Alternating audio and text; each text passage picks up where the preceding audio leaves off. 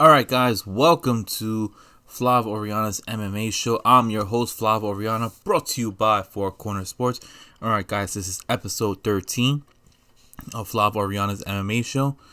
And this past Saturday concluded the ending of Anderson Silva's time with the UFC. Now, we don't know if he's going to go on to a different promotion or anything like that.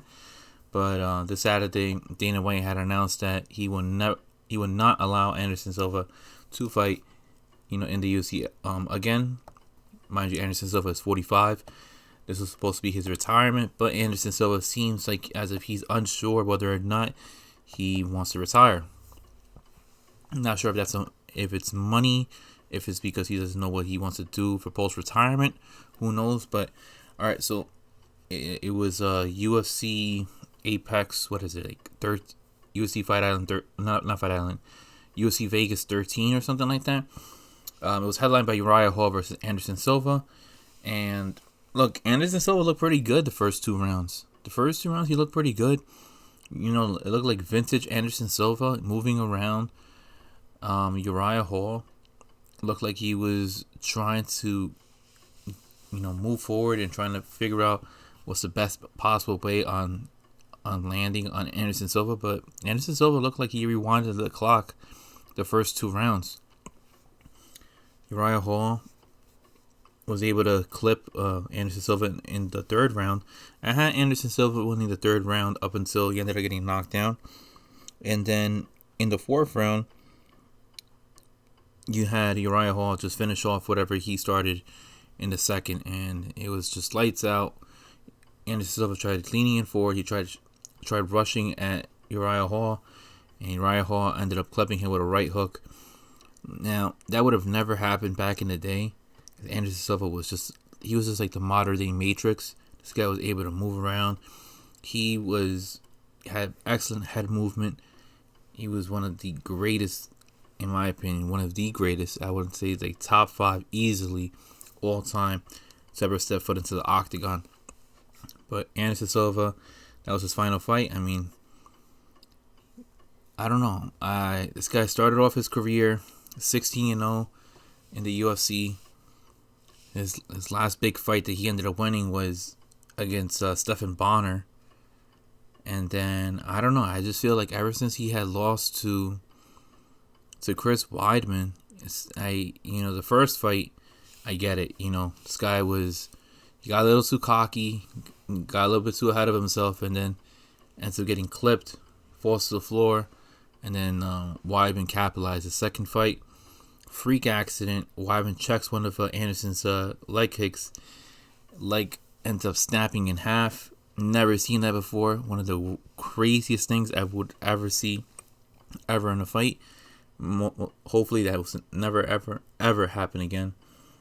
And yeah, I mean, seeing both of those fighters, seeing both Uriah Hall and Anderson Silva fight, this past Saturday, it was sad. It was sad to see, it's the ending of an era. I mean, all good things must come to an end. And you know what? I want to see Anderson Silva retire. I don't want to see him fight anymore. You have too many fighters that are fighting way past their prime, and in my opinion, it starts to sustain, their legacy. Anderson Silva, if you look at his record, you would think like, oh, this guy, the way that everybody talks about him, it doesn't seem like he has 11 losses. This guy lost to Jared Cannonier, Israel Adesayna, lost to Uriah Hall. In my opinion, he should have lost the Derek Brunson fight. I mean, this guy ended up getting, destroyed after, like I said, his last realistic win was against Stephan Bonner. Last year fought Adesanya and Cannonier. Cannonier ends up getting the knockout in the first round. Devastating. Ends up going all 3 rounds with Israel Adesanya. Ends up beating Derek Brunson in 2017. Loses to Daniel Cormier, which was expected. Daniel Cormier ended up just mauling him. I get it. That was the last second fight. He took that fight in 48 hour notice, just because of John Jones' drug test. Ends up losing to Michael Bisping. it was a draw overturn between the Nick Diaz fight, so it didn't win that. Although I would have loved to see that, re-happen. Then in 2013, he lost both times to Chris Weidman. Freak accident. The second fight gets knocked out in round 2 in the first fight. Beats Stephan Bonner, and I think if he would have retired, right then and there, against Stephan Bonner, I mean, we would have been saying, this guy was the greatest ever. Sort of like how we are having that conversation with Khabib Nurmagomedov and John Jones. I mean, John Jones and Khabib, one has the perfect O on the L column. You got John Jones with that one loss, but that was due to disqualification. Silva has 11 losses. Doesn't look so good, and that's why I said top 5 in my opinion. But what goes on now with Anderson Silva not going to be able to fight anymore in the UFC because of Dana White, saying that was his last fight. He regrets having him fight. He felt like he should have never allowed him to fight, but whatever. Dana's a man of his word. He was going to allow him to fight. Moving on with Uriah Hall. Now, Uriah ended up getting a big victory. It's a nice victory to have on your resume that he beat Anderson Silva. So, who should Uriah Hall face? Well, he's definitely gonna face like some top 10 opponent. I don't know. Do you have him fight Derek Brunson? Do you run it? Do you try to reschedule that whole Yoel Romero fight? I mean, my opinion, I try to reschedule the Yoel Romero fight. Have Uriah Hall versus Yoel Romero. That would be good. You got Marvin Vettori fighting, Jacare in December, so you're not going to be able to reschedule that matchup. So, my opinion, have Uriah face, Yoel Romero. I think that would be a great matchup. That should, have that for a main event for a fight night. That's definitely going to be something to look forward to. Co-main event, you had Doug Nasty, Mr. Camel Shorts himself, Bryce Mitchell versus Andre Touchy-Feely. Look, Bryce Mitchell, UFC's trying to push this guy. This guy's a great grappler. But, I don't know, I feel like we experienced some type of holes in his game. Maybe his grappling isn't as top tier as we expected. I mean, it's not as high as Ryan Hall, but Andre Feely, I mean, he ended up, holding his own. Bryce Mitchell didn't, get a knockout or a TKO or a submission. So, I mean, Andre Feely, held on to his own. I felt like the 30-27s was a little bit outrageous. I felt like Bryce Mitchell definitely won 2 out of the 3 rounds. But Andre Feely, I mean, I feel like the UFC is trying to make him a gatekeeper to see, how prospects do. Sort of like how the UFC is trying to do, how they're having Brad Tavares as a gatekeeper of the middleweight division. I feel like every prospect has to face Brad Tavares in the middleweight division. But yeah, so Bryce Mitchell, ends up taking down Andre Feely a couple times, grappling with him. But Andre Feely ends up escaping some of his grapples. So, I mean, who should Bryce Mitchell face moving on forward? Well, I don't know. I feel like sometimes these rankings are pretty stupid. Just because, like, UFC, you wanna make sure you match up anybody in the top 15 with the top 15, or if you're really trying to do like a big push, you put them into the top 10. But I don't know. I mean, you could possibly do your Ryan Hall, but I don't want to see those two guys fight one another. There's talk, you could possibly put Bryce Mitchell versus Dan Ige, which, in my opinion, that should be exciting because I would like to see if Bryce Mitchell can strike, but then, mix it up a little bit. Mix it up with some takedowns and grapples. I mean, that's something to look forward to. Having Hall versus Mitchell, grappling, I kind of would pass on that. That's just my opinion. I mean, you also have Shane Burgos, too. You know what? I'm going to say this. Bryce Mitchell, against... Yeah, I'm going to say Bryce Mitchell versus Dan Ige. I didn't want to say Sadiq Youssef because I want to see, the winner between Jeremy Stevens and I think Arnold Allen are fighting. I'm not 100% sure, but that's neither here nor there. Yeah, Bryce Mitchell versus Dan Ige. Make that matchup happen. Dan Ige coming off of a loss to Calvin Kattar. Is he, the better prospect over Bryce Mitchell? Let's see if Bryce Mitchell is able to hold his own with a guy like Dan Ige. So that should be an exciting matchup. Have that matchup in 2021 because I can't see it happening anytime soon for this year. So Dan Ige versus Bryce Mitchell. And our third matchup of the night, well, not third matchup, but you got a heavyweight matchup between Maurice Green versus Greg Hardy. Guys, I was really stoked on this matchup because, look, Maurice Green, last time he fought, John Vellante, good matchup, right? But you got two big guys in Mo Green versus Greg Hardy. Greg Hardy, in my opinion, this guy has to be the most athletic, not the best, but this guy is the most athletic heavyweight. Mind you, people kind of forget this guy played for the Carolina Panthers in the NFL, played for the Dallas Cowboys as well too. This guy could move around. This guy was an All-Pro. This guy was ridiculous, sacking quarterbacks and stuff like that. He was able to move around, spin moves, trucking, 350-pound linemen, and he ended up dominating Mo Green as expected. Look, he had a bad loss against Alexander Volkov. He was really feeling himself. He wanted a jump up competition. He wanted to face somebody ranked. UFC was like, all right, we'll give it to you. Couldn't stand against Alexander Volkov. Fine, much expected. I mean, the amount of MMA experience this guy had, that was actually his, in my opinion, his one true loss, because that loss he had in Brooklyn, what was it? I forgot his name. But that loss that he had in Brooklyn with wow, this is like really bothering me that he ended up, that I can't remember his name. With Alan Crowder. There you go, Alan Crowder. That really pissed me off because Alan Crowder, it was a disqualification and it was an illegal knee to the head. He was winning that fight regardless.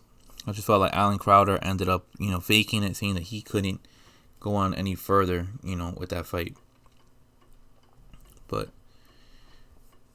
Greg Hardy, dominant, right?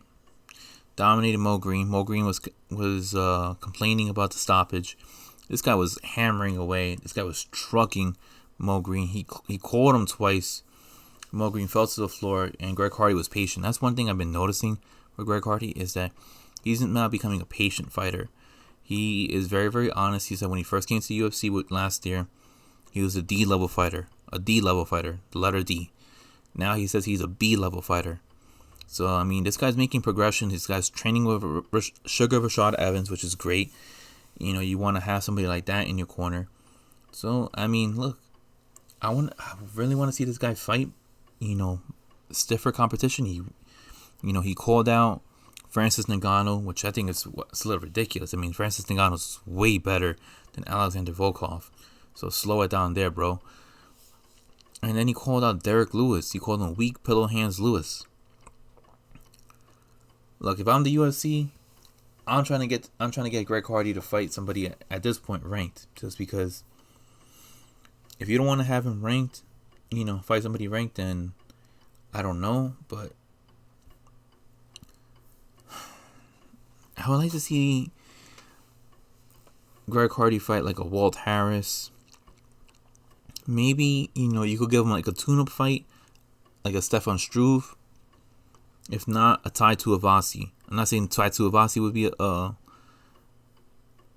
tune-up fight, but Stefan Struve, yeah. So how about this? His next fight, let him fight somebody tall. Let him fight the skyscraper, Stefan Struve. He's able to get through Stefan Struve. Fine. Then you start putting this guy in top 15 competition. Let him fight top 15. Whether it's Marcin Tuber or what's it called, Walt Harris, somebody. Let him fight top 15 if he's able to get past the Stefan Struve. If not, then he still falls out of the rankings. I still have him in my top 20 when it comes to heavyweights, but that's my opinion. We also had we had another Kevin Holland fight. I feel like every other month we see Kevin Holland, and I'm not complaining. I actually like seeing Kevin Holland fight. He fought the dentist Darren Stewart a couple weeks ago. I know he fought Joaquin Buckley before then. So Kevin Holland ends up fighting Charlie Ontiveros, right? I mean, it ended really quick. Charlie Ontiveros looked way too skinny for trying to be a middleweight. Kevin Holland ends up There's not too much about this fight. It's very, very scary what ended up happening. Kevin Holland ends up slamming Charlie Ontiveros. I believe from the video footage, it looked like Kevin Holland ended up having his shoulder, maybe not intentional, maybe intentional, who knows. He had his shoulder on Charlie Ontiveros' neck as he slams him, because he twists and then slams him hard on the mat. Charlie Ontiveros starts screaming, "My neck, my neck, my neck." The ref ends up calling the fight, ends up calling it a verbal submission. Charlie Ontiveros ends up being carted off out of the octagon. Very, very scary. My prayers go to Charlie Ontiveros and his family. Look, that was very scary. Kevin Holland gets a victory. He improves to 20 wins, 5 losses. He ends up becoming the first fighter in the UFC this year to get 4 wins in 2020. He's 4-0, 4 appearances, 4 wins. For Kevin Holland, I mean, he ended up chirping at Israel Adesanya. Apparently, there's beef that had happened back in LA when these two were on the same card. I don't know what happened. Holland doesn't want to say what exactly ended up happening. Adesanya didn't make a comment about it. But who should the next opponent be for Kevin Holland? Well, Kevin Holland, in my opinion, definitely needs to get some type of a name. He needs to fight somebody in the top 15. This guy has proven that he has, he's shown his worth. He's taken a lot of short notice fights, and I believe that the company is going to take very, appreciative of it. Who should Kevin Holland end up fighting? Well, do you want to put him in there with a Brad Tavares? I know I just mentioned his name. Do you put him in there with Brad Tavares? Do you just scratch that Jacare fight and just have Kevin Holland fight, Marvin Vettori? Or, you do prospect versus prospect. You do Edmund Shabazian versus Kevin Holland. Derek Brunson is too far out of his reach. He's ranked 7. You got Shabazian, who is ranked 11. You got Tavares is ranked 13. In my opinion, Shabazian, got mauled by Derek Brunson. I would want to see if this guy's able to bounce back. Stiffer competition. This guy Holland has shown that this guy seems like the real deal. Who's the real deal between Shabazian versus Holland? If I'm Dana, if I'm Mick Maynard, Sean Shelby, I'm making Holland versus Shabazian. I know I said that Brad Tavares is the gatekeeper, but have Shabazian versus Holland. Only if UFC doesn't want to scratch out Jacare to fight Marvin Vettori. If Dana, scratches out Jacare, you got to put that Marvin Vettori fight together, because them two have beef. Them two have more beef than Adesanya versus Holland. I would love to see that, and it looks like it's personal. So, if you can't scratch out Jacare, then you put on definitely Shabazian versus Holland. If not, Marvin Vettori versus Kevin Holland. I would love to see that. Sign me up any day of the week for that fight, just because that's going to be bonkers. All right, and then lastly, the last main card of the last fight of the main card, Bobby King Green, another guy who has been active this whole year, versus Thiago Moises. Now, I actually picked Bobby Green to win this fight, but I just felt like Bobby Green got a little bit too cocky, started dropping his hands, and he got clipped a couple of times. He He almost got submitted at one point. Thiago Moises' grappling game is ridiculous. And that's one thing that Bobby Green's gonna have to get better at.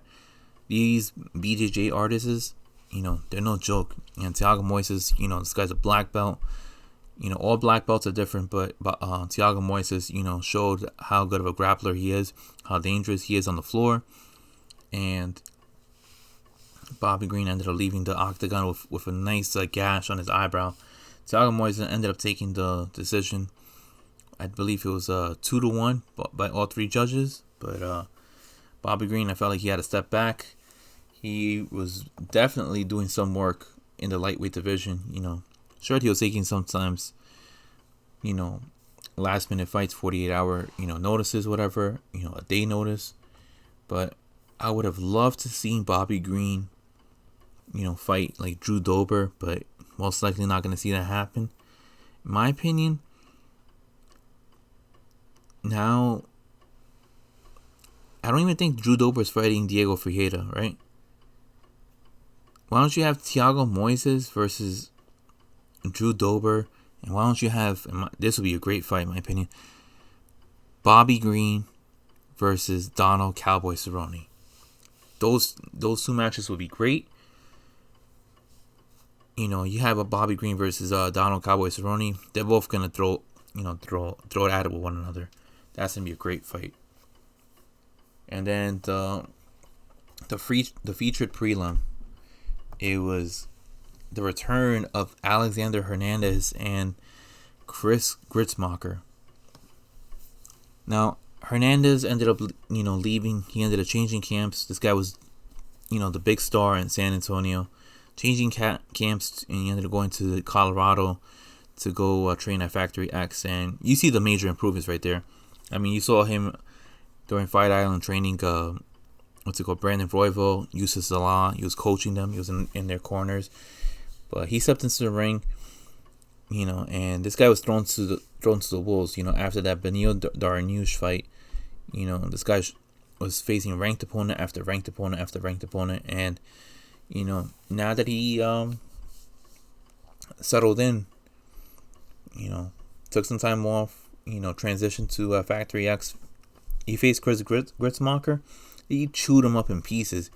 He was throwing so many combinations at him, ended up knocking him out. And can we say that Alex Hernandez 2.0 right now? Because Alex Hernandez looks great. This guy looks like somebody that's going to be a problem in that lightweight division. If this is what we're going to see moving on forward, this guy is going to, chew up the lightweight division. I could see him being better than Gregor Gillespie, Drew Dober, Donald Cowboy Cerrone. He already beat up Benil Dariush, and he's ranked 11. So I don't know. I like Hernandez's attitude, his confidence, his improvement on his boxing. This guy looks great, man.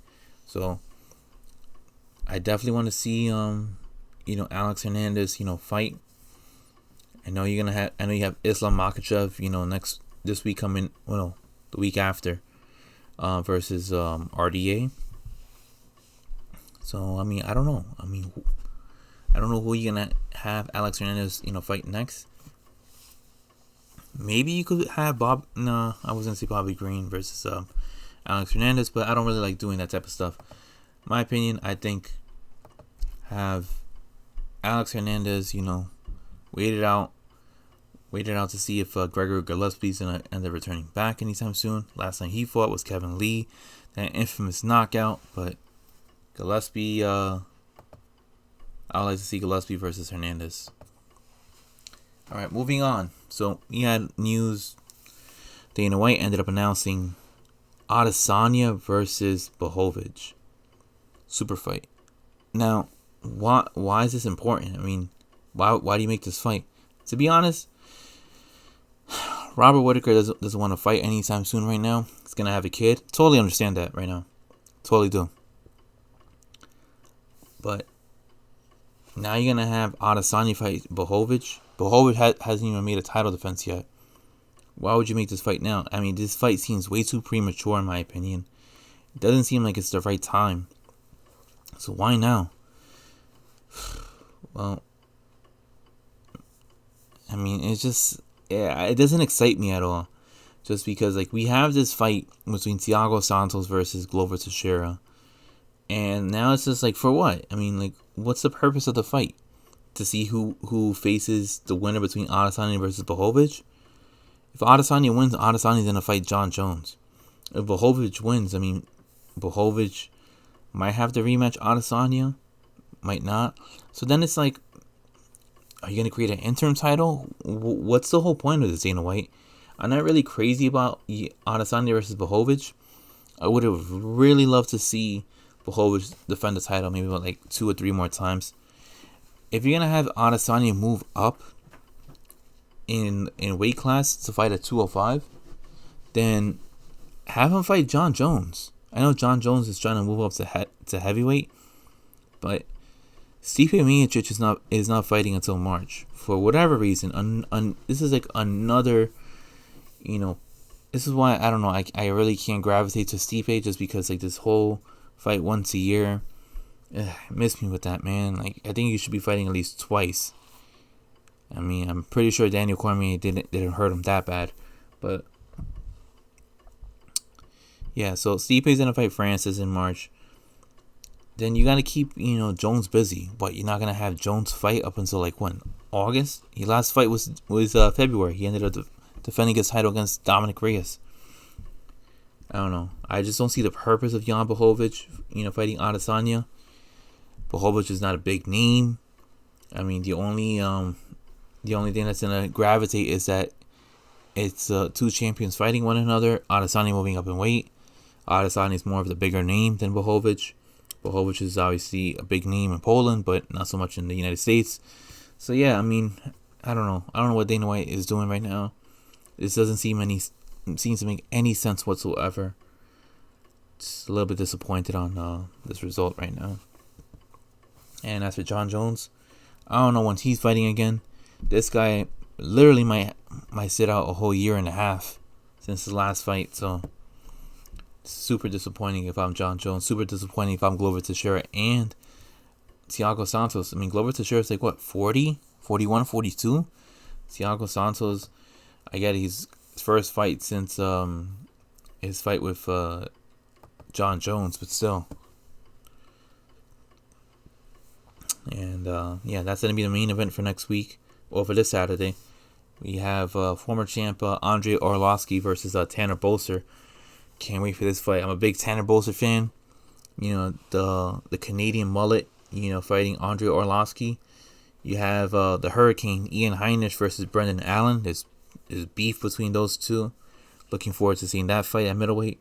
You got Claudia Gadelha versus Jan Siwicz. I can't pronounce her name.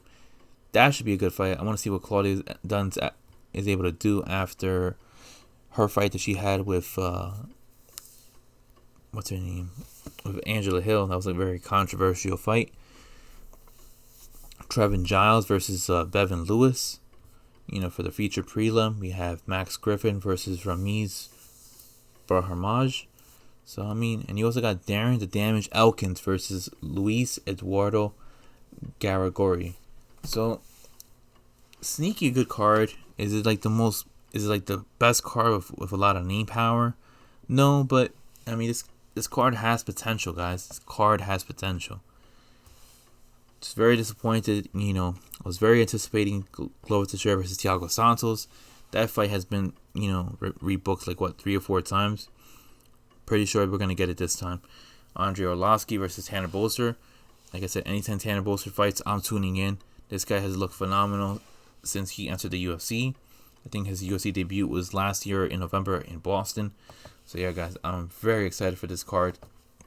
Looking forward to seeing what's going to happen. But without further ado, I'm your host, Flav MMA. This is going to conclude everything that for Flav Oriana's MMA Show, episode 13. And I'll give you guys your predictions most likely on Twitter. I have no idea when I'm going to do another video. This is for now on. It's most likely going to end up being audio on Clean Feed, just because my camera right now isn't the greatest. Got to re-update everything. But until then, talk to you guys later, and you guys have a good night. All right, peace, guys. Enjoy the fights, and we'll talk later.